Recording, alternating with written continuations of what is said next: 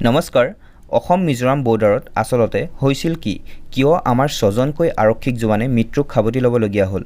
তাত যোৱা ২৬ জুলাইত অসমৰ জোৱান আৰু মিজোৰামৰ সিভিলিয়ানছৰ মাজত ক্লেশ হৈছিল সকলোৱে এইটো খবৰ পাইছেই মিজোৰামৰ সিএম জোৰামথংগা আৰু অসমৰ সিএম হেমন্ত বিশ্ব শৰ্মাই টুইটাৰৰ মাধ্যমে হোম মিনিষ্টাৰ অমৃত শাহক জনাইছিল যে এইবোৰ এতিয়াই ৰখাব লাগে আৰু যোৱা ২৩ জুলাইৰ হিন্দুস্তান টাইম বাতৰি কাকতখনত আগজাননী দিছিল যে অসম মিজোৰামৰ বৰ্ডাৰৰ অৱস্থা ফ্ৰেজাইল মানে দুৰ্বল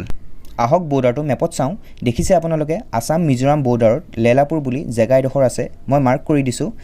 য'ত এই ঘটনাটো হৈছিল আসলতে তিনিখন ডিষ্ট্ৰিক্ট ওচৰে পাজৰে আছে হাইলাকান্দি কৰিমগঞ্জ কাছাৰ আৰু এই লেলাপুৰ জেগাডোখৰ কাছাৰ ডিষ্ট্ৰিক্টত পৰে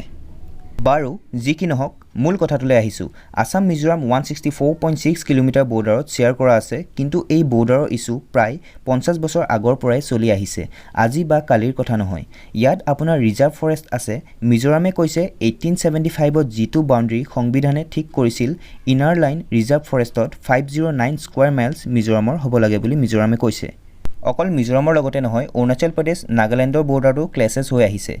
অৰুণাচল প্ৰদেশ নাগালেণ্ড বৰ্ডাৰৰ কেছ সুপ্ৰিম কোৰ্টত চলি আছে কিন্তু মেঘালয় আৰু মিজোৰামৰ লগত কথা বতৰা পাতি সলভ কৰি ৰাখিছে তাৰ পাছতো মিজোৰাম আৰু আসামৰ মাজত এইখিনি ঘটিল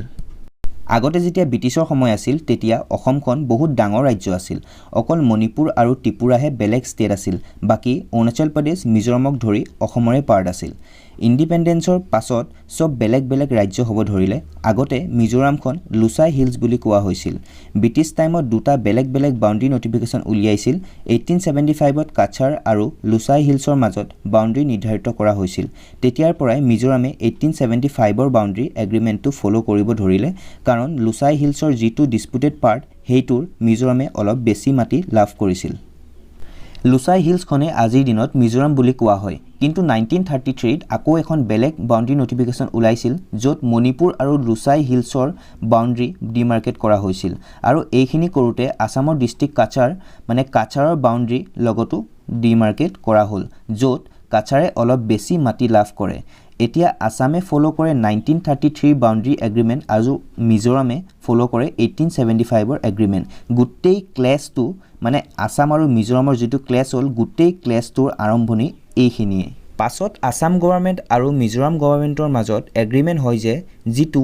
নো মেন্স লেণ্ড এৰিয়া বুলি কয় তাত কোনো ঘৰ দুৱাৰ খেতি আদি কৰিব নোৱাৰিব লোকেল মানুহবোৰেতো ঘৰ জুপুৰি খেতি আদি বনাবই চ' কমপ্লেইন হৈয়ে থাকে দুইখন ৰাজ্যৰ মাজত কিন্তু মিজোৰামে আৰু এটা এংগল দেখুৱাইছে যে বাংলাদেশ আৰু কৰিমগঞ্জৰ মাজত যিটো বাউণ্ডাৰী আছে সেইফালে বহুত মাইগ্ৰেশ্যন হৈছিল 1960 আৰু 1970ছত চ' মিজোৰামে ক্লেইম কৰিছে যে সেই মানুহখিনিয়ে আহি নো মেন্স লেণ্ডত খেতি ঘৰ বনাইছে